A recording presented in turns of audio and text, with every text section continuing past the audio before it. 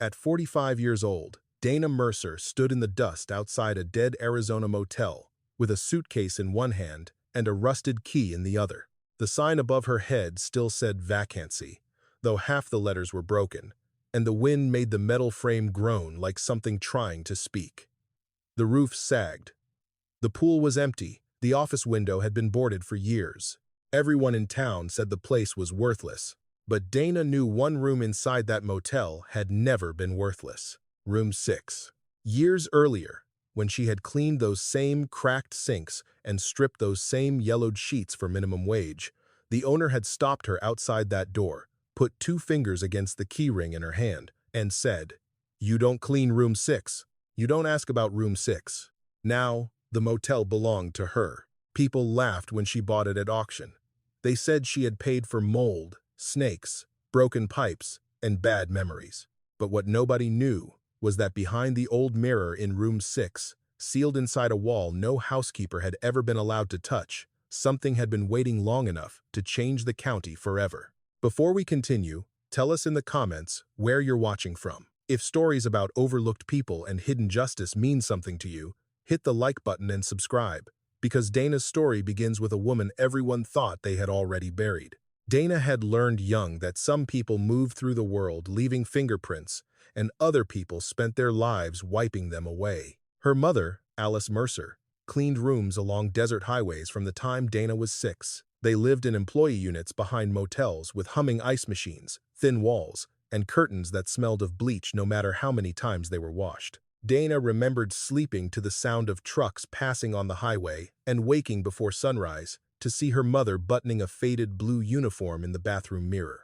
Alice never called the work shameful. She called it honest. She taught Dana how to fold a sheet tight enough to bounce a quarter, how to tell if a pipe was leaking by listening behind the wall, how to notice the difference between a guest who had simply made a mess and a guest who had tried to hide something. "People show you who they are in the little things," Alice would say, kneeling beside a trash can with gloved hands. "A receipt. A stain. A drawer left open. A light left burning. Most folks don't look close enough." Dana looked. At 9, she could tell which room had a running toilet. At 11, she knew which guests shouted at women when no one was around. At 13, she could read a motel ledger better than most grown men could read a newspaper. But she also learned something harder. No matter how much her mother scrubbed, smiled, and said, "Yes, ma'am," and "No, sir," the people who owned the keys rarely remembered her name. They remembered a missing towel. They remembered a late checkout. They remembered a speck of dust on a mirror. But they did not remember Alice Mercer. And Dana promised herself, in the quiet way children make promises when no one is listening, that someday she would not be so easy to erase. The first thing Dana ever truly owned was a small blue notebook. Her mother bought it for her at a gas station outside Flagstaff, from a spinning rack beside the cash register. It cost 99 cents. The cover was soft cardboard, the pages thin enough that heavy ink bled through, and a tiny white label on the front said "Notes." Alice gave it to Dana after a motel manager accused her of breaking a lamp she had reported cracked 3 days earlier. "You write things down," Alice told her that night, sitting at the edge of the bed with her shoes still on. Her feet were swollen. Her eyes were tired. Dates, times, room numbers, what you saw, what you fixed, who told you what. Don't trust memory when paper can stand beside you.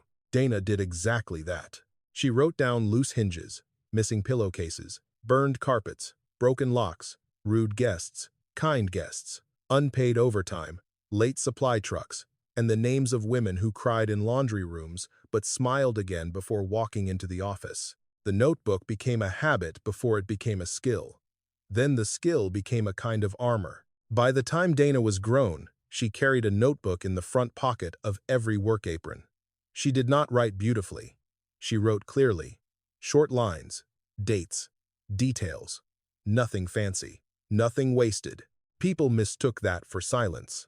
They saw a housekeeper pushing a cart and assumed she heard nothing, knew nothing, understood nothing beyond towels and soap. They did not notice her glancing at license plates in the parking lot. They did not notice her eyes flicking toward office doors left open too long. They did not notice how she marked the time whenever a black county sedan arrived after midnight and parked outside room 6 with its headlights off. Dana noticed. Dana always noticed. And because she had been taught that paper could stand beside a woman when people refused to, she wrote things down. By the time Dana turned 45, she had worked at the Sun Bleach Motor Lodge for nearly 8 years. It sat 2 miles outside a small Arizona town where the desert opened flat and red on both sides of the road, and the sky looked too large for any one person to carry. Tourists passed through in summer. Truckers stopped in winter. County men came when they did not want to be seen in town. Dana cleaned 15 rooms a day when the motel was full. She fixed shower chains with pliers from her own bag. She taught new girls how to strip beds without hurting their backs. She kept quarters in a coffee tin for the vending machine and a folded photograph of her teenage son inside her locker. She did not ask for much, but the motel had rules no one wrote down. Do not talk too long to guests. Do not challenge the owner. Do not mention the missing hours on a paycheck. Do not ask why room 6 got fresh towels when no one was listed there. Do not look at the men who came late and left before dawn. And above all, do not open that door. Dana had obeyed those rules longer than she liked to admit, not because she was weak, but because rent was tied to her job, and her son needed a place to sleep, and the world was not gentle with women who made powerful men uncomfortable. Then, one ordinary morning, with the desert sun just beginning to burn through the blinds, Dana pushed her cleaning cart past room 6 and saw the door standing open by 3 inches. Inside, reflected in the old wall mirror, she saw something she was never meant to see. And that was the morning her life began to come apart. Dana did not step into room 6 that morning. She stood with both hands on the cleaning cart, the cracked concrete warm beneath her shoes, and watched the door hang open by 3 inches. In the mirror inside, she had seen enough. A county badge half hidden under a jacket, Roy Bickner's broad back, and Judge Hollis Vane taking a brown envelope from a man Dana did not recognize. Then the wheel of her cart squeaked. Roy turned. Dana lowered her eyes and kept walking, pushing the cart toward room 8, as if she had seen nothing at all. That was how she had survived most of her life. See. Remember. Write it down. Keep breathing. At noon, in the narrow laundry room behind the office, she opened her blue notebook and wrote the facts in small, steady print. Room 6. Door open. 8:17 a.m. Judge Vane inside. County badge visible. Roy present. Brown envelope. She did not know what the envelope meant, but she knew what it felt like. It felt like a room that had been built to keep the truth from women like her. For the next several weeks, Dana watched without appearing to watch. Fresh towels vanished from the shelf even when room 6 was marked empty. The lock on that door was oiled while other locks stuck in the heat. Black county sedans arrived after midnight and left before sunrise. A white truck with a land development logo parked outside the office twice, but no name ever appeared in the motel register. Dana wrote down what she could. She had worked at the Sun Bleach Motor Lodge for almost 8 years. It was not a good place, but it had given her and her son Caleb a roof behind the office, a 2-burner stove, and a door they could lock at night. Caleb was 17, tall and quiet, saving grocery store money for community college. He never blamed Dana for the thin walls or the humming ice machine outside their window, but she saw the way he looked at the highway when buses passed. He wanted a life that did not smell of bleach and old carpet. Dana wanted that for him too. So she swallowed things. Missing overtime, Roy's jokes, guests who snapped their fingers at her, the way people in town called her the motel woman instead of Mrs. Mercer, as if a job could erase a name. Then Marcy Bell arrived. Marcy was 22, with a brown braid, nervous hands, and 1 duffel bag. She needed work. She needed the employee room. She needed to believe that a bad past did not have to follow her into every doorway. Dana trained her carefully. She showed her how to lift a mattress without hurting her back, how to keep a door propped open while cleaning alone, and how to check the bathroom mirror for cracks before wiping it. On Marcy's 3rd day, Dana gave her a cheap notebook from the gas station. "Write things down," Dana said. Marcy looked confused. "Like what?" "Anything that feels wrong." Marcy gave a weak smile. "That could be a lot." "Then write a lot." Soon, Dana began seeing Marcy's hours crossed out on the timesheet. 15 minutes missing here. Half an hour there. Supply closets locked when Marcy needed gloves. Roy calling her into the office with the blinds half closed. One evening, Dana found Marcy in the laundry room, sitting on an overturned detergent bucket while the dryers thumped behind her. Her face had gone pale and empty. "He said I should be grateful," Marcy whispered. Dana sat beside her on a stack of folded sheets. She did not rush the girl. She knew what shame did when someone tried to drag it into the light too quickly. When Marcy finally spoke, the story came in broken pieces. Roy standing too close. Roy mentioning the employee room. Roy reminding her that girls with no family should not cause trouble. Dana felt something cold settle in her chest. Not surprise. Recognition. That night, after Caleb fell asleep, Dana sat at the little table under the buzzing wall light. She opened her notebook beside Marcy's. 2 small books. 2 women's handwriting. The same pattern. For years, Dana had told herself that silence was a kind of rent poor women paid to stay indoors. But looking at those pages, she understood the truth. Silence had not protected them. It had protected Roy. The next morning, she walked into the office before the first checkout. Roy stood behind the counter counting cash, a toothpick in his mouth. Dana placed her notebook on the counter. He looked at it, then at her. "What's that supposed to be?" "Dates," she said. "Times, missing pay, things you said, things you did." His face changed slowly, as if a mop bucket had spoken out of turn. "You better be careful, Dana." She kept her hand on the notebook so he would not see it tremble. "I have been careful," she said. "That's why I wrote it down." Roy smiled. By sundown, the office door was locked against her. Her next shift was crossed off the schedule, and the life she had spent 8 years holding together began to split at the seams. Roy did not fire Dana in the office. He did it where everyone could see. The next morning, when Dana came out of the employee room with her work apron folded over one arm, the schedule had been taken off the corkboard and replaced with a new one. Her name was gone. Marcy's name was gone too. 2 new girls had been written in pencil at the bottom. Both from out of town. Both too new to know what questions were dangerous. Dana stood in front of the board long enough for the front desk clerk to stop typing. "You'll have to talk to Roy," the clerk said, without looking up. "I am talking to him." Roy was behind the counter, pretending to count key cards. "You don't work here anymore." The words landed quietly, almost politely, and that made them worse. Dana felt the hallway tilt around her. The humming soda machine. The smell of burnt coffee. The row of brass room keys hanging behind the desk. She had cleaned that lobby on holidays, during fevers, after guests vomited in the planters, after summer dust storms pushed red grit under every door. 8 years of her hands lived in the corners of that place. "You owe me 2 weeks, she said. Roy lifted one shoulder. "I owe you nothing." Marcy appeared near the laundry door with wet hair and swollen eyes. Dana could feel the girl watching her, waiting to see whether paper really could stand beside a woman when people refused to. So Dana opened her notebook. "I have every hour," she said. "Every missing shift. Every time you changed the sheet after payroll." Roy came around the counter slowly. His smile never reached his eyes. "You sure you want to do this in front of your boy?" Dana turned. Caleb stood outside the lobby window in his grocery store vest, one hand still on the bicycle handlebar.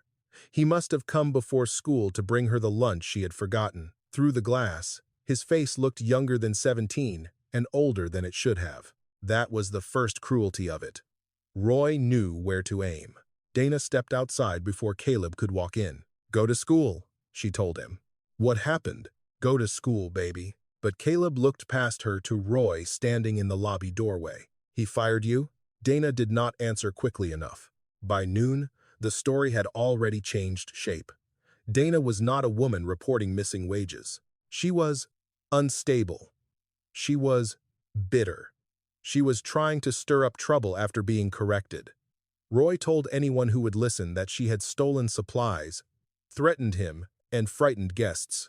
By evening, two women at the grocery store stopped talking when Dana entered the aisle. At 5 o'clock, a sheriff's cruiser pulled into the motel lot. Deputy Klein stepped out first, hat low, thumbs hooked in his belt. Behind him came Sheriff Weller himself, a wide man with a sunburned neck and mirrored sunglasses. Dana recognized the badge from the reflection in room 6. Roy met them outside the office. Dana stood in the doorway of the employee room, Marcy behind her, Caleb beside the bed, with his school backpack still on. Sheriff Weller held a folded paper. "Miss Mercer," he said, "this room is provided as a condition of employment. Since that employment has ended, you'll need to vacate." Dana stared at the paper. "Today? You've got until morning." Caleb's face went white. Marcy whispered, "That's not right." The sheriff looked at her, as if she were furniture that had made a sound. Dana wanted to shout. She wanted to tell him she had seen him in that mirror, that she knew his car, that she had his late-night visits written down in blue ink.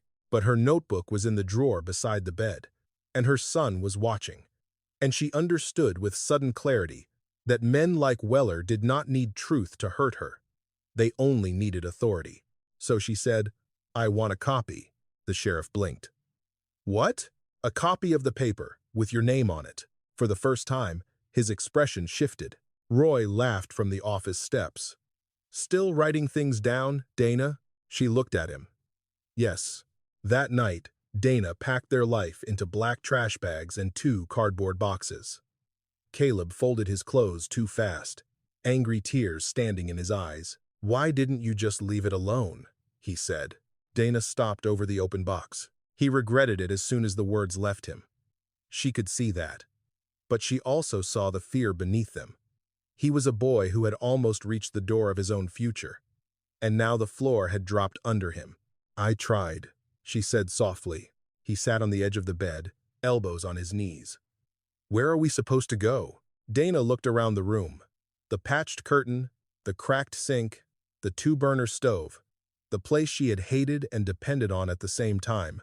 "I don't know yet." Before dawn, she slipped her blue notebook into her purse, then Marcy's notebook beside it. Marcy had left in the middle of the night, too scared to stay, leaving only a note folded under Dana's door. "I'm sorry. I can't be brave." Dana did not blame her. At sunrise, Caleb loaded the last box into their old sedan. Roy stood outside the office drinking coffee from a paper cup. Sheriff Weller's cruiser idled near the road, not there to help, only to witness. Dana locked the employee room and placed the key on the windowsill. For 8 years, she had scrubbed that motel until other people could sleep clean. Now she stood in the parking lot with nowhere to take her son, no job, no room, no reputation, and 2 notebooks full of truths no one wanted to read. Caleb got into the car without speaking. Dana looked once toward room 6. Its curtain did not move. Its door stayed closed. Its secrets remained behind the wall, waiting. Then, she started the engine and drove away from the only shelter she had left. For 3 months, Dana learned what it meant to be unwanted in a town small enough for everyone to know her name and still pretend they did not see her. She and Caleb slept first in the sedan behind a closed laundromat, then in a weekly rental room 40 miles east where the carpet smelled of cigarettes and the bathroom fan screamed all night. Dana found day work where she could, cleaning a dental office after hours, washing sheets for an elderly woman with arthritis, scrubbing vacation cabins outside town when the owners did not ask too many questions. But Roy's story had traveled faster than she could. At one diner, the manager looked at her application and said the position had been filled, though the sign still hung in the window the next week. At a gas station, a woman behind the counter said, "We don't need drama here." At the county employment office, a clerk with pink fingernails told Dana there were no openings in hospitality, then slid the paper back across the desk without meeting her eyes. Caleb stopped talking about community college. He still went to work at the grocery store. He still handed Dana half his paycheck, no matter how many times she tried to refuse.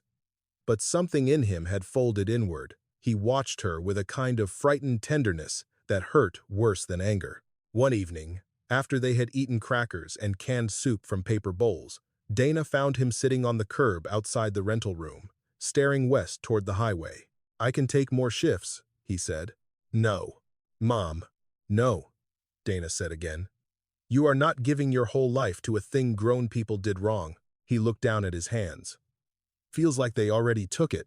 Dana had no answer for that. All she had was the blue notebook, Marcy's notebook, and a shoebox of records she kept under the passenger seat. Pay stubs, handwritten schedules, copies of complaints no one had answered, the sheriff's eviction paper with his name on it. Paper could stand beside a woman. But paper could not always give her a roof. The first time Dana saw the auction notice, it was taped crookedly to the bulletin board outside the county clerk's office. County tax sale, sun bleach, motor lodge property. She stopped so abruptly that a man behind her nearly bumped into her shoulder. The motel had been abandoned since Roy lost it to unpaid taxes and a bank lien. Dana had heard rumors. Pipes burst, roof damage, squatters, rattlesnakes near the pool, mold in the back rooms. No one had bought it when the bank tried to sell it. No investor wanted the cost of demolition. Even the land developers who had once parked outside the office had apparently decided the place was too much trouble. Dana stood before the notice until the letters blurred. The auction was in 9 days. The listed minimum bid was almost insultingly low. Not cheap enough to be easy, cheap enough to be dangerous. That night, she spread everything she owned across the rental room bed. A coffee tin of cash, Caleb's contribution folded in rubber bands, 2 money orders she had not yet used for rent, a jar of quarters, and the emergency $20 bill Alice Mercer had once tucked into Dana's Bible years before. Caleb stood in the doorway, arms crossed. You're not thinking about it. Dana did not look up. It's falling apart, he said. So are we. That place ruined us. Dana picked up the auction notice and smoothed the crease with her thumb. Roy ruined us. The men who protected him ruined us. The building just stood there. Caleb shook his head. You want to go back? No, Dana said. I want to stop running from a place that still has my life inside it. He did not understand. Not then.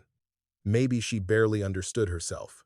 But something about that notice felt less like an invitation than a dare. For years, men had used that motel because women like Dana were only supposed to pass through its rooms with carts and rags, never ownership papers, never keys, never the right to ask why a door stayed locked. 9 days later, Dana drove to the county auction with her hair pinned back, her notebook in her purse, and Caleb sitting stiffly in the passenger seat.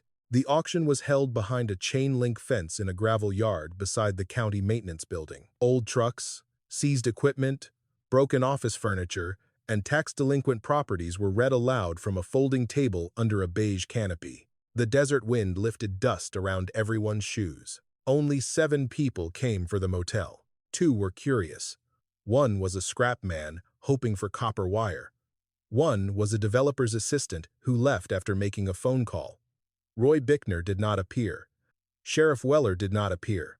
But Dana felt the shape of them anyway, like heat rising off pavement. When the auctioneer read the property description, someone laughed. Sun bleach?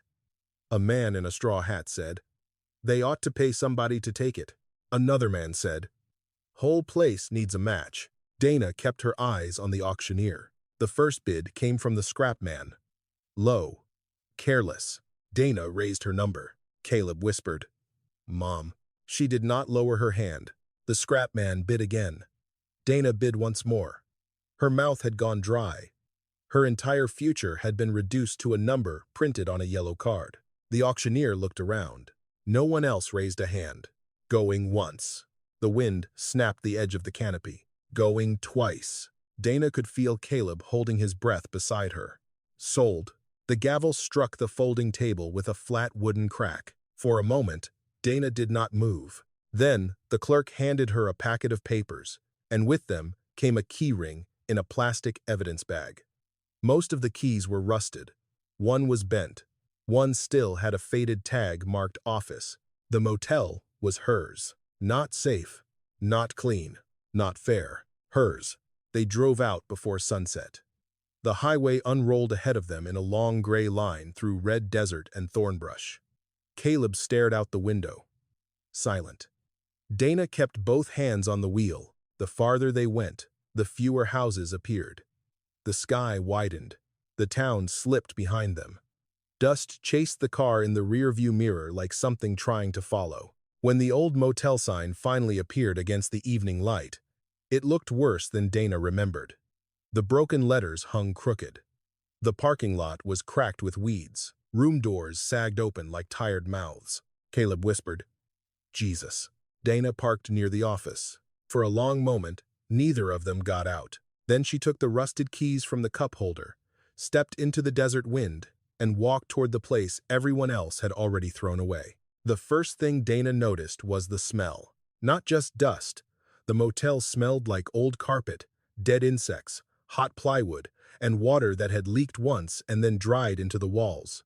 Sand moved across the walkway in thin lines. The broken vacancy sign tapped in the wind, metal against metal, like a tired warning. Caleb stood beside the car with one hand over his nose. "You paid money for this." Dana looked at the office door. For 8 years, she had entered that motel from the employee side, through the laundry room, through the back, through any door that reminded her she was there to serve and then disappear. Now she held the owner's key. The lock fought her. She worked it slowly, turning, stopping, pulling back, then turning again. At last, it gave with a dry click. Inside, the office was worse than she expected. Papers curled on the floor. The counter had been scarred where the register was ripped out. A chair lay on its side behind the desk. The ceiling fan hung crooked and still. Heat pressed against the walls as if the building had been holding its breath for years. Caleb stepped in behind her. "We can't stay here. Not in this room," Dana said. She did what she had always done. She looked before she touched. A room told the truth if a person did not rush it. The back door had been kicked near the bottom. One drawer was missing. The calendar on the wall still showed a month from 3 years earlier. In the storage closet, Dana found the breaker box. Most switches did nothing. One made the office light flicker and die. Another started a weak hum somewhere behind the wall. The last one blinked on a yellow bulb above the hall, leading to the employee rooms. Caleb looked up. Dana let out a small breath. "That's something." They checked the back rooms before dark. The first had a hole in the ceiling.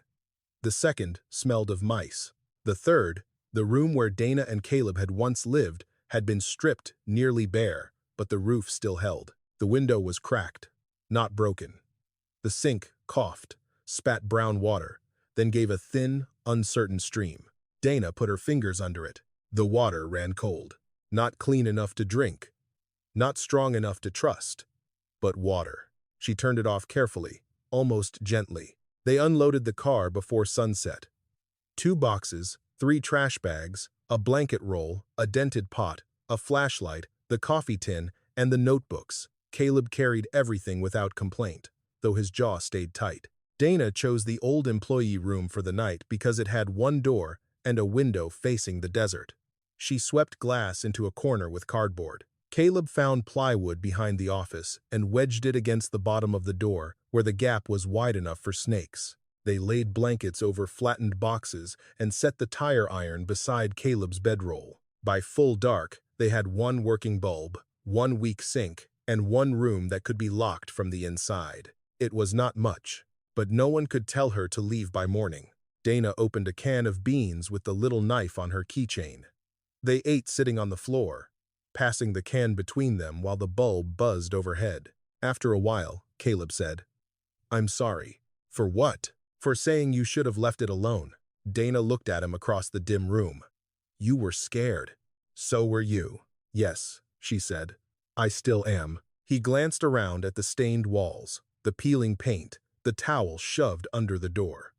"Then why does it feel like you're not?" Dana gave him a tired smile. "Because fear doesn't get to make every decision." They slept badly. Dana woke at every scrape of wind and every click inside the walls. Caleb slept with his shoes on. At dawn, pale light came through the cracked window and showed the room honestly. Dust, stains, damage, and 2 people who had made it through one night. That was enough to begin. After breakfast of crackers from their bag, Dana tied a scarf over her hair and opened her notebook. Roof over back room. Holding. Water. Weak. Electric. Partial. Office. Unsafe, but usable by day. Rooms 1, 3 bad. Rooms 4, 5. Inspect. Room 6, locked. Laundry, check pipes. Tools. Find. Caleb read over her shoulder. Tools? There used to be a maintenance closet behind the ice machine. If Roy didn't sell everything. Roy was lazy before he was broke, Dana said. Lazy men leave things behind. The maintenance closet door had swollen in the heat. Caleb pried it open with a tire iron while Dana held the flashlight. Inside were rusted paint cans, cracked tiles, a broken mop bucket, and mouse droppings. Beneath a stiff canvas tarp sat a metal toolbox. Dana knelt like she had found something valuable. The latch stuck, then snapped open.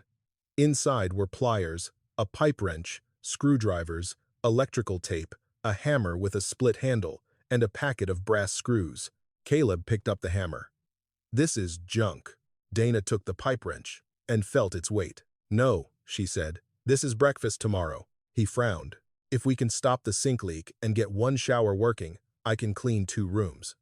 If I can clean 2 rooms, maybe I can rent one cheap to truckers passing through. Cash only. No loss. You really think someone would stay here? People stay where they can afford to stay. By noon, they had opened room 4 and dragged a ruined mattress into the parking lot. By afternoon, they found 2 usable lamps, a plastic bin of sealed towels, and a box of unopened soap bars under the laundry counter. Small hopes. Not salvation. Not yet. But abandoned things came back that way. One hinge, one pipe, one clean corner at a time. Near sunset, Dana walked the row of doors with her notebook. Room 1 was water damaged. Room 2 needed glass. Room 3 had animal droppings. Room 4 might be usable. Room 5 needed a toilet repair. Then she stopped before room 6. The brass number was darker than the others, as if touched more often. The lock did not match the rest of the row. The curtain behind the window hung straight, not torn or sun-rotted. Caleb came beside her. You going in? Dana looked at the key ring in her hand. One key had an old tag, the faded number barely visible. Leo. She closed her fingers around it, but did not put it in the lock. Not tonight, she said. The wind moved along the walkway, carrying dust past their shoes. For the first time since returning, Dana felt the motel not as a ruin, but as a place holding something back. And behind that locked door, the past waited for her to be ready. Dana waited 3 days before opening room 6. It was not fear alone that kept her away. Fear was part of it. Yes, the room had lived too long in her mind as a closed door. A rule with teeth. A place where men spoke softly, because they believed no woman worth noticing stood near enough to hear. But Dana also knew better than to rush a room that had spent years hiding something. So she worked around it. She cleaned room 4 until the sink shone and the floor no longer stuck to her shoes. She and Caleb patched the screen, replaced 2 screws in the door hinge, and dragged in the least damaged mattress frame from room 10. Dana washed sealed towels twice before folding them at the foot of the bed. She put a handwritten sign by the road. Clean room, low rate, cash only. The first man who stopped was a trucker hauling produce toward Phoenix. He looked at the motel, then at Dana, then back at the motel. Shower work. Hot water is moody, Dana said, but it runs. He gave her $40 for the night. Dana wrote his name in a new register she bought from the dollar store. She gave him room 4, clean sheets, 2 towels, and no promises beyond the truth. When his taillights rolled out before dawn, he left the key in the office mail slot and $5 extra under the lamp. Caleb found it first. Tip, he said, surprised. Dana looked at the folded bill as if it were a seed. That morning, they bought pipe sealant, bleach, bread, and eggs. The motel had not saved them. Not yet, but it had fed them once. On the 4th evening, after the heat loosened its grip and the long shadows of the doors stretched across the walkway, Dana finally stood before room 6. Caleb was inside the office, trying to repair the old desk fan. Dana had not asked him to come. Some doors needed to be opened without making your child carry the first look. The key marked 6 slid into the lock too smoothly. That was the first wrong thing. Every other lock in the motel fought her. Room 2 had made her scrape her knuckles. Room 5 had required oil and patience. Room 9 had refused completely, but Room 6 opened as if someone had cared for it long after the rest of the place had been left to rot. Dana pushed the door inward. Cooler air touched her face. She stepped inside and stopped. The room was dusty, but not ruined. The bed remained against the wall, covered by a faded blanket, pulled strangely straight. The curtains were old, but not torn. The lampshade was yellowed, not broken. A glass ashtray sat on the table with no crack in it. The mirror above the dresser held a gray film of dust, but the wall around it looked cleaner than the walls in every other room. Dana did not touch anything at first. She looked. A room told the truth if a person let it speak. The carpet near the door was worn in a narrow path, not spread wide like normal guest traffic. People had entered, crossed to the dresser, and stood there often. The chair was angled toward the mirror, not the television. The Bible in the nightstand had no dust on top, though the drawer around it did. Dana opened her notebook. Room 6. Lock maintained, dust uneven, dresser wall cleaner. Footpath to mirror. Chair facing mirror. Then she noticed the screws. The mirror was held by 4 brass screws, one at each corner.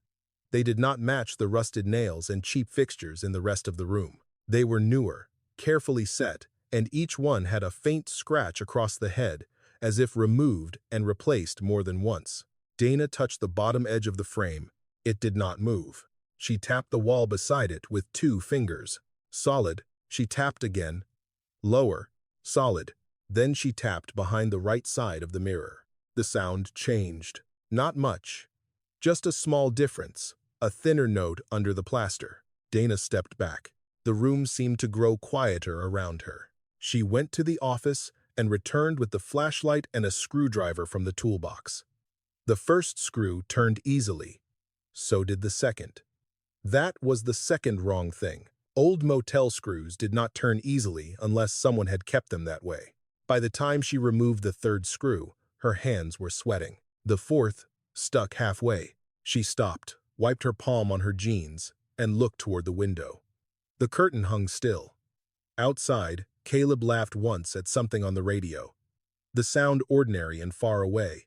Dana wanted ordinary, but ordinary had never been what Room 6 was for.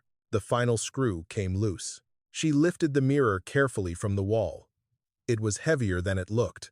For a moment, she nearly lost her grip, then steadied it against her hip and lowered it onto the bed. Behind it was a rectangle of wall slightly darker than the rest. At first, nothing else. Dana almost laughed at herself. Then her flashlight caught a thin vertical line in the plaster. Not a crack, a seam. She ran her thumbnail down it. The edge gave just enough for dust to fall in a fine pale thread. Someone had cut and patched that section. Not badly, not recently, but deliberately. Dana pressed the wall with her palm. It did not open. She tapped along the seam and heard the hollow place more clearly now. A small space behind the plaster. Not large enough for a person. Large enough for papers, maybe. A box. Something flat. Her heart began to beat harder. She thought of Judge Vane in the mirror. Sheriff Weller's badge. Roy standing between the door and the men inside. Fresh towels vanishing. A room marked empty but kept ready. Dana did not break the wall. Not yet. That was the difference between panic and proof. She replaced the mirror, but left the lower right screw loose by a single turn. She wiped the frame where her fingers had touched it. She locked the door behind her and wrote one more line in her notebook. Room 6 has a false wall behind mirror. Then, she sat in the office until dark. The notebook opened beneath her hand. Understanding only this, she had not bought an empty motel. She had bought a locked mouth, and she had just found the first place where it might finally speak. Dana did not open the wall until the next morning. All night, the knowledge of it sat behind her ribs like a second heartbeat. She lay awake on the cardboard-covered floor of the employee room, listening to Caleb breathe, to the old pipes click, to wind rubbing dust against the window. Every sound seemed to come from Room 6. Every silence seemed to point there. By sunrise, she had made herself a rule. If she opened it, she would not do it angry. She would not do it shaking. She would do it the way her mother had taught her to clean a room. slowly, carefully, leaving nothing out of place unless she meant to. Caleb had an early shift at the grocery store in town. Dana drove him there, waited until he disappeared through the sliding doors, then returned to the motel alone. She locked the office behind her. She checked the parking lot twice. No cars, no dust trail on the highway, no one watching from the road. Then she took the screwdriver, the hammer, a box cutter, her flashlight, and her blue notebook, and walked to room 6. The room looked smaller in morning light. Dust hung over the bedspread. The chair still faced the mirror. The old air smelled of dry fabric and something faintly metallic, like pennies left in the sun. Dana closed the door behind her but did not lock it. She wanted one way out. The mirror came down easier the second time. She set it on the bed, face up, so it reflected the ceiling stain above her. For a moment, Dana saw herself in it. Hair pinned back, eyes tired, work shirt faded at the collar. She looked like a woman who had spent her whole life being handed dirty things and told to make them disappear. Not this time. She ran the box cutter along the seam in the plaster. Once. Twice. Dust fell over her wrist. The blade caught on something wooden behind the paint. She used the screwdriver next, prying gently until a narrow strip of plaster cracked loose. The sound made her flinch. She waited. Nothing moved outside. No footsteps, no engine. Dana kept working. Piece by piece, the false patch came away. Behind it was a shallow wooden compartment, set between the studs, no wider than her forearm and maybe 3 feet high. It had been built carefully, then hidden by someone who knew the wall would be covered by the mirror. Inside sat a flat metal lockbox wrapped in oilcloth. Dana stared at it for several seconds before touching it. The box was dark green, paint chipped at the corners, with a small brass latch and no lock. Around it, the oilcloth had gone stiff with age. She lifted it out with both hands and felt its weight, not heavy enough for money, heavy enough for paper. She placed it on the dresser and opened the latch. Inside was a black guest book. For a moment, disappointment and confusion passed through her together. A guest book. The motel already had one in the office. She had used it for years, watched travelers sign names, room numbers, license plates, and dates beneath the buzzing lobby light. But this book was different. The cover was plain, without the motel logo. The pages were thick, cream-colored, and neatly ruled. The first page had no title, only a date from 14 years earlier and a room number. Lil. Dana turned the page. Names. Not full names every time. Sometimes initials. Sometimes titles. Judge V. Sheriff W. C. Prentice Bank. Mesa Verde Land. D. P. Survey. Beside each entry were dates, amounts, and short notes written in a tight, slanted hand. Hearing moved to Monday. Parcel 19 cleared. Labor complaint dismissed. Deputy fee paid. Widow case delayed. Zoning vote secured. Girl transferred. No report. Dana's mouth went dry. She turned another page. The room seemed to tilt. There was Judge Hollis Vane's full name, written 3 times in 1 month. Sheriff Weller. Roy Bickner. A banker from Prentice County Bank. A land developer whose white truck she had seen outside the office. Amounts circled in red pencil. Case numbers. Parcel numbers. Names of people Dana did not know, and 2 she did. Marcy Bell. Dana stopped breathing for half a second. Marcy's name was not written as a guest. It was written in a note beside Roy's initials. M. B. Complaint contained. Employment record adjusted. Room vacated. Dana gripped the dresser until her knuckles hurt. She had thought the book would explain the late-night cars. She had thought it might prove money changed hands in room 6. But this was not only about envelopes. It was not only about men meeting behind locked doors. It was a map of damage. Every short line was a life bent quietly out of shape. A worker who lost a complaint. A widow who lost time. A parcel moved from one hand to another. A report that never became a report. A woman made difficult on paper so no one would have to believe her in person. Dana turned the pages more slowly now. The book went back years. Before her. Before Marcy.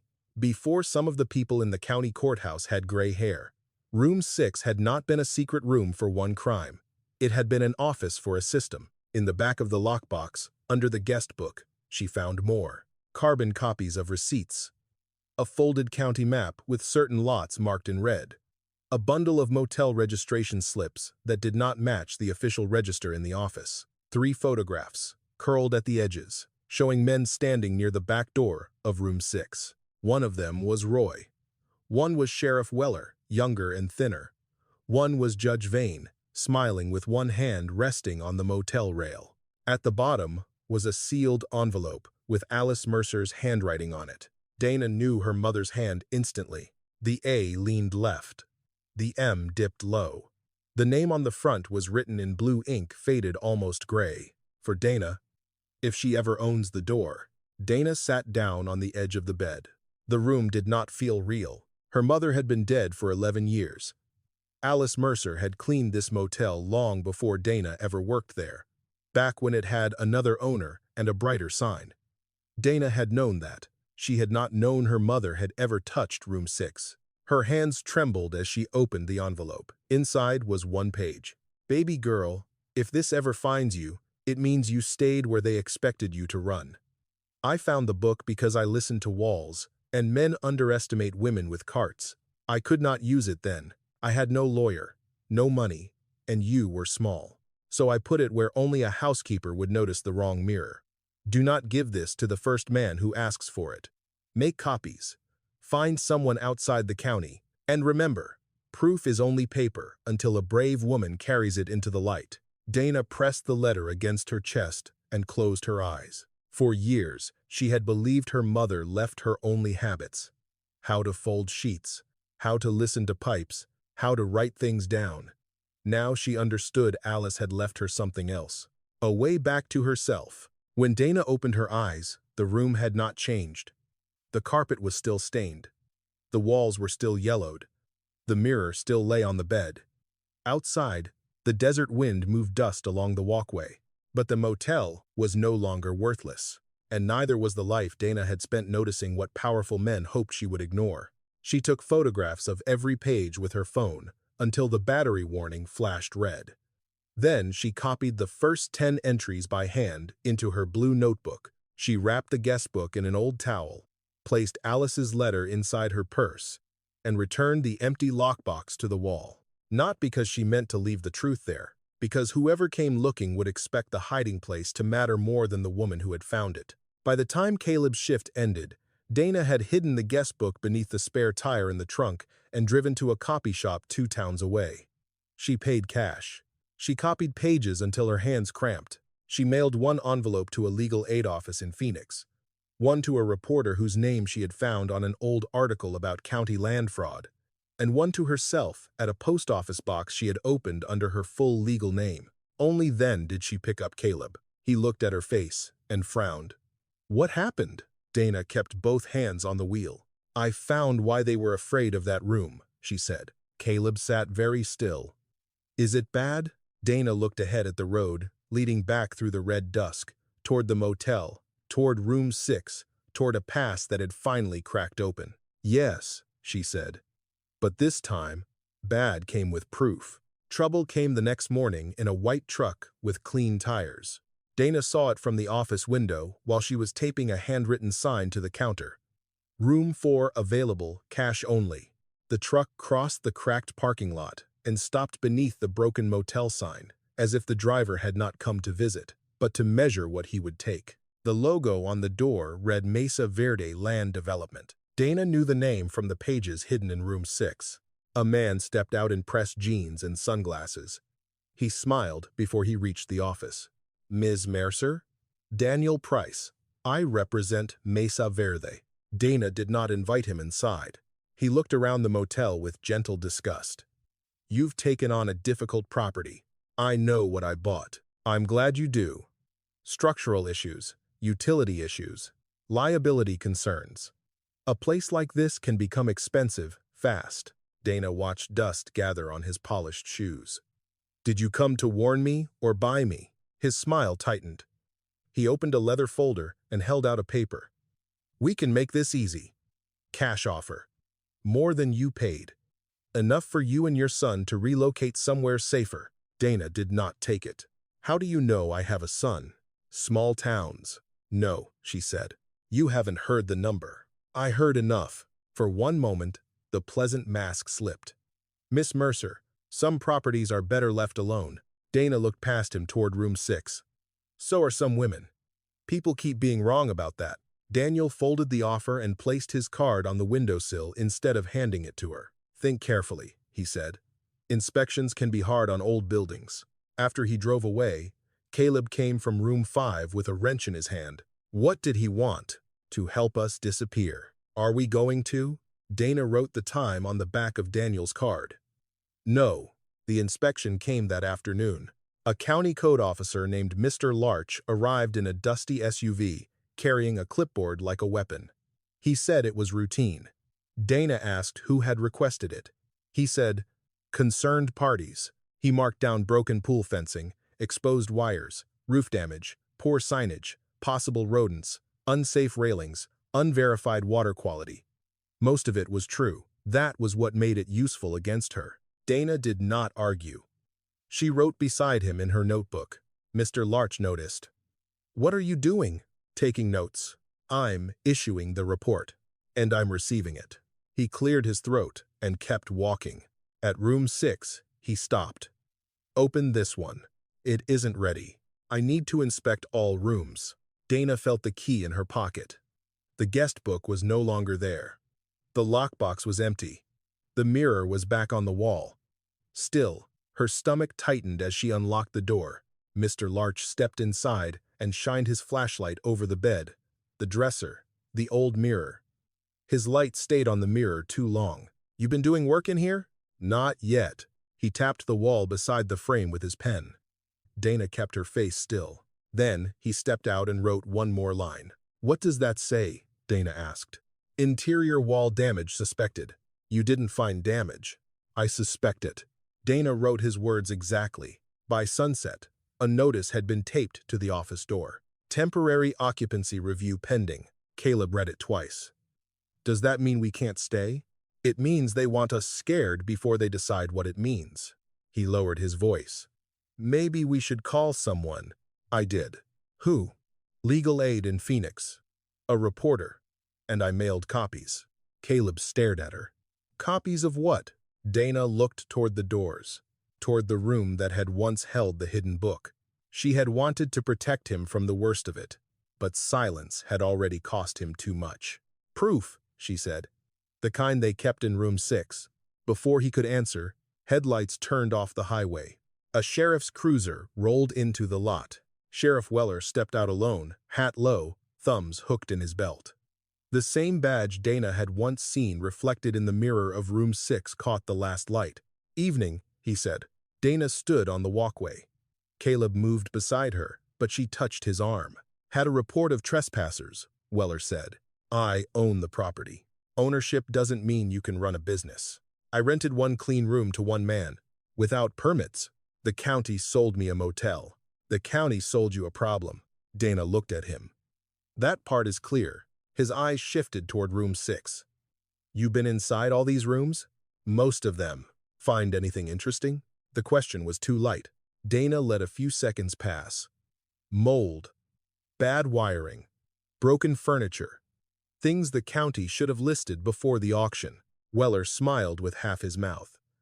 You always did have a mouth on you. No, Dana said. I have records. The smile disappeared. The old sign tapped above them. Dust moved around his boots. He stepped closer, lowering his voice so Caleb would have to strain to hear. Let me give you advice. Whatever you think this place owes you, it doesn't. Take the offer. Leave before you lose more than a job. Dana looked at the badge on his chest. Is that advice? She asked. Or a warning? His eyes hardened. Depends how smart you are. Then he returned to his cruiser and drove away without writing anything down. Only after the taillights disappeared did Caleb breathe out. We need to leave. Dana faced him. In his face, she saw the boy who had slept behind motel offices, the teenager who had handed her grocery store money, the son who had learned too early that truth could be punished. I'm sending you to Aunt Lila's for a few days. No. Yes. I'm not leaving you here with them. You are not the shield, Caleb. You're my mother, and that is why you're going." His jaw trembled, but he looked away. That night, after Caleb slept, Dana sat alone in the office with the desk lamp on. She wrote everything: Daniel Price, the cash offer, Mr. Larch's exact words, Weller's warning, the times, the vehicles, the order in which they came. Then she unfolded Alice Mercer's letter and read the last line again. "Proof is only paper until a brave woman carries it into the light." Dana placed the letter back in her purse. Outside, the motel settled in the desert dark, damaged but standing. They had come first for the property. Soon they would come for the proof. The next morning, Dana drove Caleb to Aunt Lila's before sunrise. Lila lived 90 miles north, in a trailer shaded by 2 mesquite trees and a clothesline full of work shirts. She was Dana's mother's younger cousin, the kind of woman who did not ask questions until coffee was poured and doors were locked. When Dana pulled into the yard, Lila stepped outside in a robe and slippers, looked once at Caleb's pale face, and opened her arms. Caleb did not want to go in. He stood by the car with his backpack over one shoulder. "Call me if anything happens." Dana touched his cheek. "I will. You always say that when you mean you won't." That hurt, because it was true. So Dana reached into her purse and gave him a sealed envelope. "If I don't call by tomorrow night, give this to Lila. She'll know where to send it." Caleb looked down at the envelope. His hand tightened around it. "What is this?" "A copy." His eyes lifted to hers. "Of the proof?" Dana nodded. For a moment, he looked like a child again, scared because the grown-up in front of him was scared too. Then, he put the envelope inside his backpack and zipped it shut. "I'm still mad," he said. "I know, but I'm proud of you." Dana could not answer. She hugged him once, hard, then drove away before her courage softened into something that would turn the car around. By noon, she was back at the motel. A dusty blue sedan waited in the parking lot. An old woman sat behind the wheel, both hands resting on top of a cane. She wore dark glasses, a straw hat, and a yellow blouse buttoned to the throat. Dana knew her before she opened the door, Lena Ortiz. For 15 years, Lena had worked the front desk at Sun Bleach before Roy pushed her out and called it retirement. She had been the one who gave guests extra towels, kept coffee burning in the office, and remembered every face that wanted to be forgotten. Dana walked toward the car slowly. Lena lowered the window. "You still keeping notes?" Dana almost smiled. "Yes, ma'am." "Good.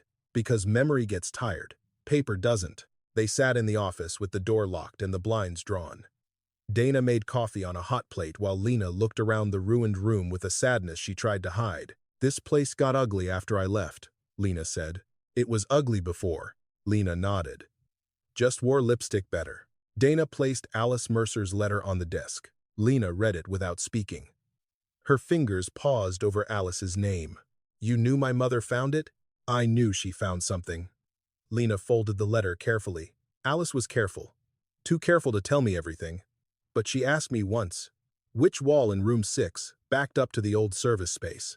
I knew then she had seen more than she should. Why didn't anyone say anything? Lena's mouth tightened. Say it to who? The sheriff in the room? The judge in the room? The banker paying for the room? Dana looked away. Lena reached across the desk and tapped the blue notebook. That shame is not yours. We survived with the tools we had.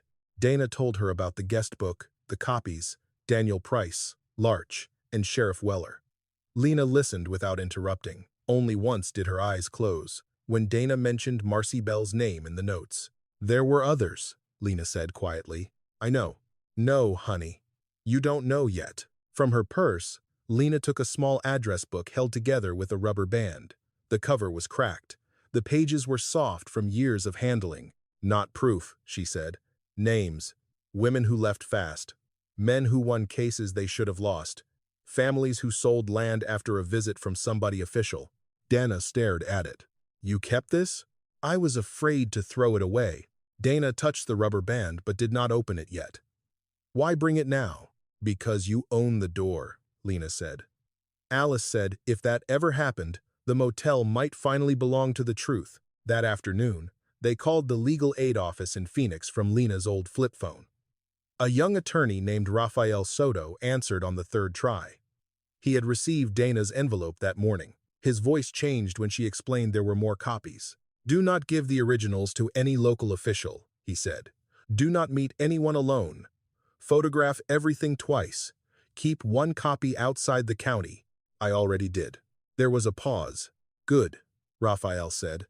"Then you're ahead of most people who bring me miracles wrapped in danger." "It's not a miracle," Dana said. "It's a book." "No," he answered. "It's a pattern. That matters more." Later, a reporter called. Her name was Elise Warren, from a small investigative paper in Phoenix. She had a calm voice and asked careful questions. Dates, names, locations.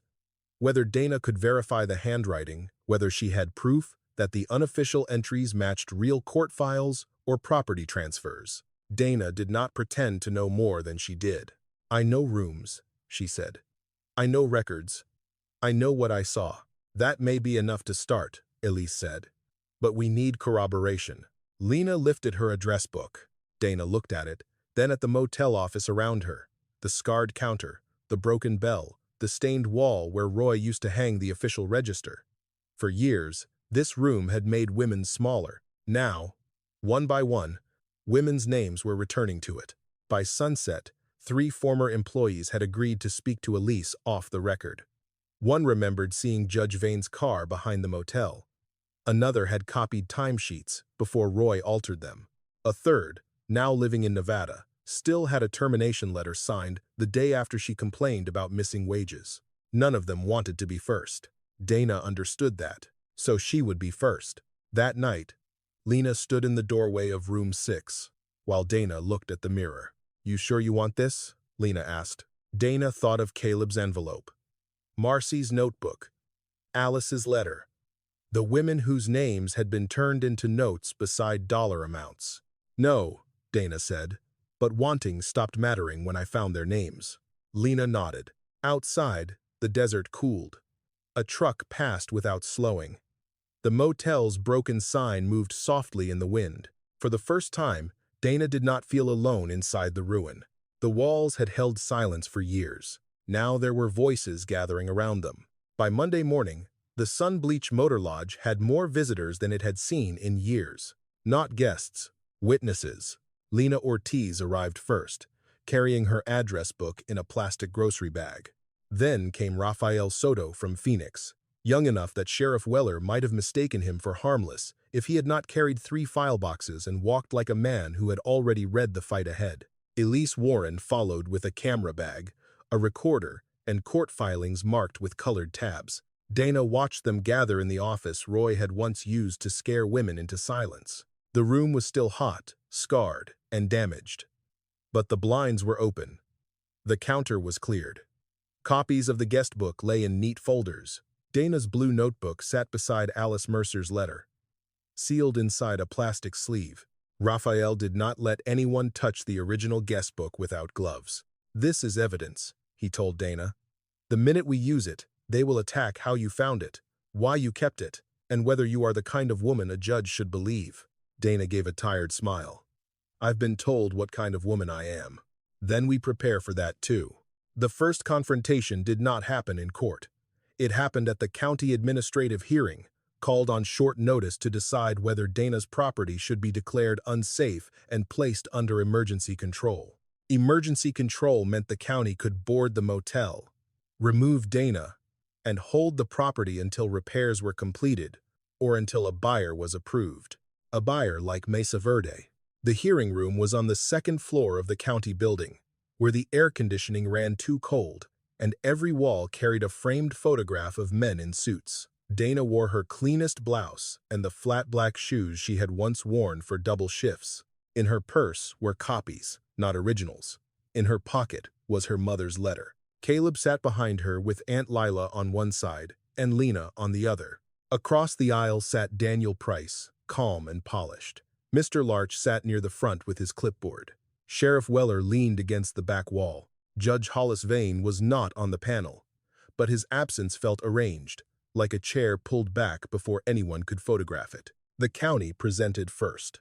Mr. Larch listed broken fencing, questionable wiring, roof damage, poor signage, possible rodents, unsafe railings, unverified water quality, and suspected interior wall damage in room 6. Each word sounded like a nail driven into wood. Daniel Price followed with concern polished into every sentence. Mesa Verde is prepared to assist the county in removing a dangerous structure from public risk, he said. Miss Mercer is understandably attached to the property, but emotion cannot replace capacity. Dana felt Caleb stiffen behind her. Raphael stood.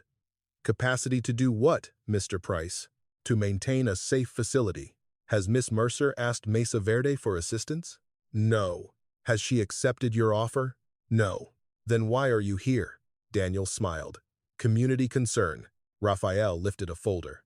Is that the same concern your company showed when its name appeared in an unofficial record connected to room 6 of this motel? The room changed. Not loudly. No one gasped. But bodies shifted. Pens stopped.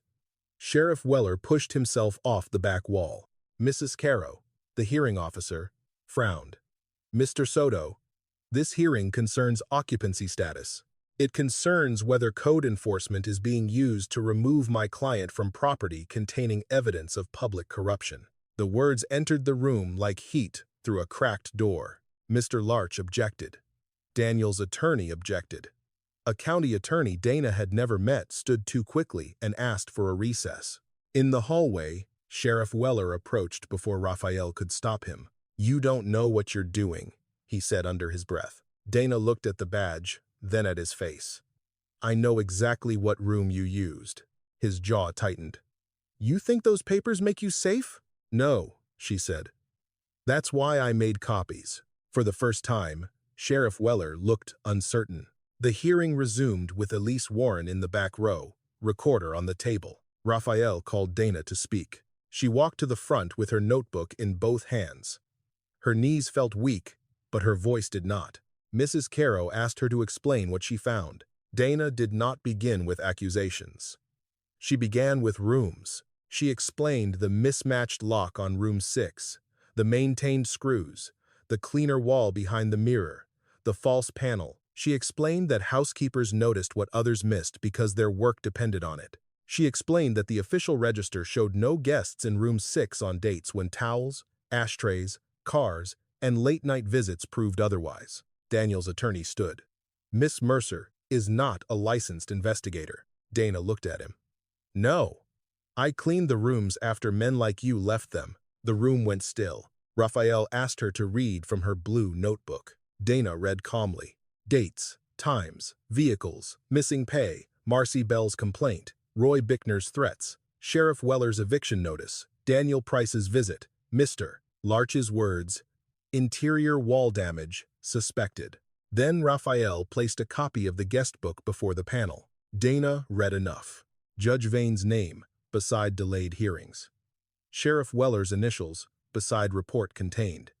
Mesa Verde, beside parcel cleared. Prentice Bank beside widow case delayed. Then she read Marcy Bell's line. M.B. Complaint contained. Employment record adjusted. Room vacated.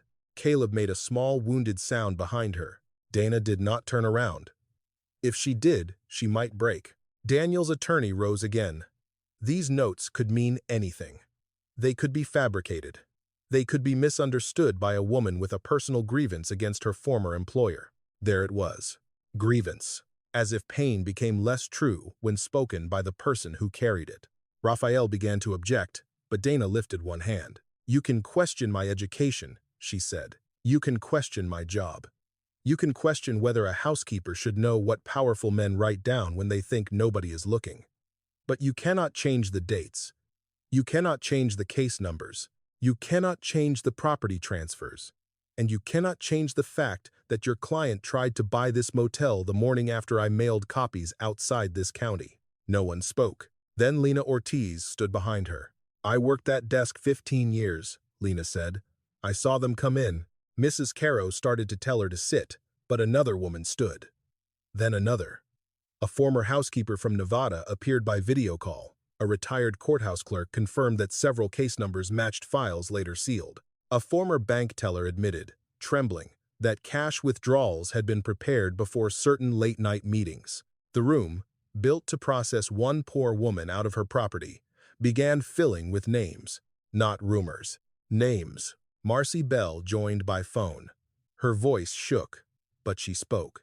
She confirmed the complaint, Roy's threats, and the employee room eviction.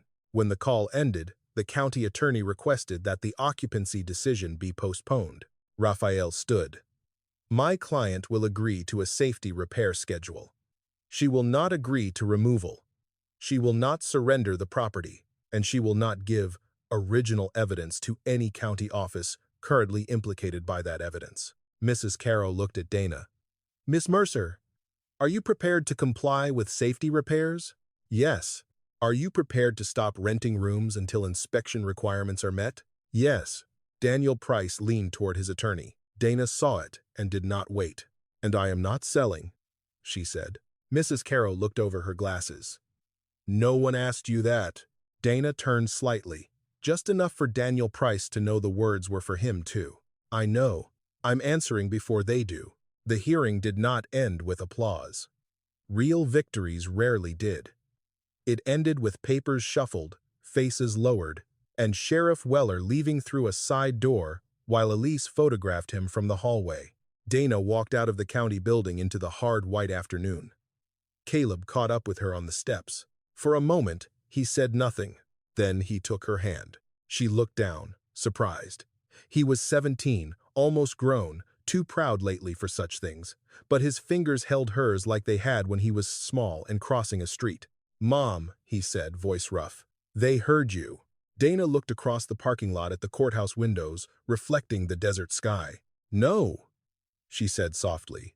They heard the paper. Then she touched the notebook in her hand. And this time, the paper had witnesses. The story broke 2 days later. Elise Warren did not publish everything at once. She was too careful for that. The first article was narrow, clean, and impossible to laugh away. It showed that multiple cases connected to Judge Vane had been delayed, dismissed, or redirected after dates listed in the unofficial Room 6 book. It showed that Mesa Verde Land Development had acquired parcels from families who later said they had been pressured, confused, or threatened. It showed that Sheriff Weller had signed eviction notices and incident reports tied to people whose names appeared in Dana's copies. The headline did not call Dana a hero. That was good. Heroes were easy to turn into stories. Evidence was harder to bury. By noon, the state attorney general's office requested the original guest book. This time, Raphael did not let anyone from the county touch it. He drove Dana to Phoenix himself, with Lena in the back seat and the book sealed in a document bag on Dana's lap. Dana held it the whole way like something alive. At the state office, a woman in a navy suit read Alice Mercer's letter first. Then she turned the guest book page by page, her face changing only once when she reached Marcy Bell's name. We'll need formal statements, she said. Dana nodded. And this may take time. Dana looked at the book. It already has. The investigation moved slowly, but it moved. That was the first miracle. Not speed, but motion. Judge Vane was placed on administrative leave pending review. Sheriff Weller was suspended after state investigators found records missing from his department. Mesa Verde withdrew its offer on the motel and issued a statement about unverified allegations, which Elise printed beneath a list of verified dates. Roy Bickner tried to disappear. He made it as far as a bus station outside Yuma before 2 state investigators found him with a duffel bag and more cash than he could explain. Dana did not celebrate when she heard. She was in room 4, scraping old paint from the windowsill.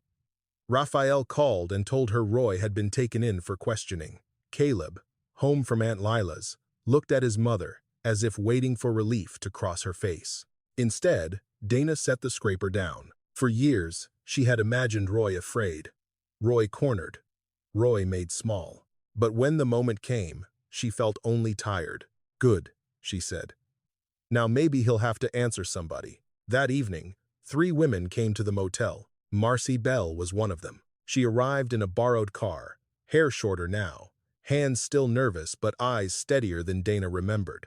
For a moment, neither woman moved. Then Marcy crossed the office and hugged Dana so hard the old bell above the door trembled.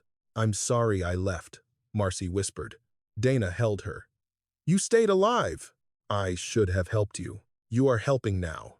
The formal hearing that followed was not the final trial. Not yet. It was a state review of the county's emergency action against Dana's property. The county attorney came prepared to soften everything. Daniel Price did not attend. Sheriff Weller's chair stayed empty. Judge Vane was represented by counsel who kept saying context, as if context could wash ink from paper. Dana spoke for less than 5 minutes. She did not try to sound grand. "My name is Dana Mercer," she said. "I cleaned rooms at the Sun Bleach Motor Lodge. My mother cleaned rooms there before me. We were told not to ask questions. We were told not to enter room 6, but that room was used to hurt people who had less money, less power, and less protection. I am asking that the motel not be taken from me by the same system that used it." Raphael submitted the repair plan. Licensed contractors from Phoenix had agreed to inspect the wiring. A church group offered temporary labor for cleanup. Lena gathered former employees, willing to help restore the office. Caleb had made a spreadsheet of costs and permits, his community college dream no longer folded away but spread beside the work. The State Review Board ruled that Dana could keep the property under a supervised repair schedule. The county's emergency removal order was frozen. The evidence remained with state investigators. A wider corruption probe was opened. Outside, reporters asked Dana how it felt to win. She looked past them toward the desert road, leading back to the motel. "I didn't win yet," she said. "I just got to stay." But staying was the victory she had been denied for most of her life. That night, Dana stood beneath the broken Sun Bleach sign with Caleb, Lena, Marcy, and 3 former housekeepers. The letters still hung crooked. The room still needed wiring, paint, plumbing, and time. The place was still scarred. But it was hers, not Roy's hiding place, not the county's locked mouth. Hers. Caleb handed her a screwdriver. Together, they removed the first rusted screw from the old sign. It gave way slowly, with a harsh metal cry. Dana caught it in her palm and closed her fingers around it. One piece down. The desert wind moved over the parking lot, warm and dry, carrying no applause, no music, no easy ending. Only the sound of work beginning. The repairs took longer than the headlines lasted. For a while, people came by the motel just to look. Some slowed their cars near the broken sign. Some took photographs. A few left notes at the office door. Folded pieces of paper with names of mothers, sisters, cousins. Women who had once worked at Sun Bleach and left without saying why. Dana kept every note in a shoebox beneath the counter. The investigation moved through months of statements, subpoenas, and quiet interviews. Judge Vane resigned before he could be removed. Sheriff Weller lost his badge. Then his pension came under review. Roy Bickner's name appeared in more charges than Dana could understand, without Raphael translating them into plain English. But Dana's life did not become grand. It became steady. That mattered more. Every morning, she unlocked the office before sunrise and opened the blinds. Caleb, now enrolled part-time at community college, came on weekends with a toolbox and a stack of permit forms. Lena sat behind the counter twice a week, answering the phone in the same calm voice she had used decades before. Marcy painted the doors with slow, careful strokes, turning each one from sunburned brown to a clean desert blue. Room 6 stayed closed the longest. Dana did not want to rent it. She did not want to hide it either. For weeks, she walked past it with paint on her hands and dust on her shoes, feeling the old rule still hanging in the air. You don't clean room 6. You don't ask about room 6. One Saturday morning, she opened the door with Caleb beside her. Together, they carried out the old bedspread, the stained chair, the ashtray, and the dresser mirror. Dana removed the false panel herself. The hidden compartment was empty now, just bare wood and shadow, no longer powerful because no secret remained inside it. Caleb stood with one hand on the wall. "What are we making this room?" Dana looked around at the yellowed paint, the square of darker wall, the dust moving in the light. "A place nobody has to be afraid of." They turned room 6 into a small office for women who needed help filling out forms, making copies, calling legal aid, or sitting quietly until their hands stopped shaking. Lena brought a coffee maker. Marcy brought 2 second-hand chairs. Raphael sent a list of phone numbers taped beside the desk. Dana hung Alice Mercer's letter in a frame on the wall. Not the whole thing, only the final line. Proof is only paper until a brave woman carries it into the light. Under it, Dana placed her blue notebook, retired at last, inside a glass case donated by the county library. The first page was still smudged from years of work. The cover was soft at the corners. It looked too small to have carried so much. The old motel sign came down in late spring. It took 5 people, 2 ladders, and a borrowed truck. When the final bolt loosened, the sun-bleached sign dropped with a heavy groan into the parking lot dust. No one cheered. They simply stood there looking at it, as if watching an old lie fall flat. The new sign went up before sunset. Safe rooms, low-cost lodging, and worker support. The letters were plain. No neon. No promises bigger than what the place could keep. That evening, Dana walked the property alone. Room 4 had a clean bed and working shower. Room 5 smelled faintly of fresh paint. The office bell had been rehung above the door. The pool was still empty, but now covered and safe.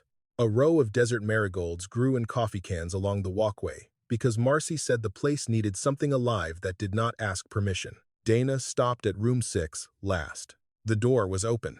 That was the difference. Inside, the little desk faced the window, not the mirror. The wall compartment remained visible, covered with a clear panel so no one would forget what silence had once hidden there. On the desk sat blank notebooks and cheap pens from the gas station. Dana picked one up and smiled. 99 cents, most likely. Her mother would have liked that. A car turned in from the highway. A woman stepped out with 2 children and a trash bag of clothes. She looked embarrassed before she even spoke, as if needing help were a crime she had not meant to commit. Dana met her outside the office. "You have a room?" the woman asked. Dana looked at the children, then at the tired fear in the woman's face. "Yes," Dana said. "And coffee." The woman began to cry at the word coffee. Not loudly, just enough for her shoulders to bend. Dana did not ask for the whole story at once. She had learned that people arrived in pieces. She gave them room 4, 2 towels, the key, and the truth. "You can stay tonight," she said. "Tomorrow we'll see what paper needs to stand beside you." Later, when the children were asleep and the parking lot had gone quiet, Dana sat beneath the new sign with Caleb beside her. He looked at the office, the open doors, the desert beyond the road. Grandma Alice would be proud. Dana watched the light from room 6 fall across the walkway. "I think she knew," she said. "Knew what?" Dana touched the small scar on her thumb where the mirror screw had slipped months ago. "That places remember who listens." The desert wind moved softly through the repaired railings. It did not sound like warning anymore. It sounded like space, like breath. Dana had not become rich. She had not become famous in any way that mattered to her. Some people in town still crossed the street rather than meet her eyes. Some men still called the investigation a misunderstanding. Some wounds took longer than court orders to close. But every morning, Dana unlocked the office with her own key. Every evening, she wrote the day's receipts in a clean ledger under her own name. And every time she passed room 6 and saw the door standing open, she understood the quiet victory of it. The world had called her disposable. The world had called the motel worthless. But she had stayed long enough to listen. And in the place where powerful men once hid the truth, Dana Mercer built a shelter where no woman had to disappear to survive.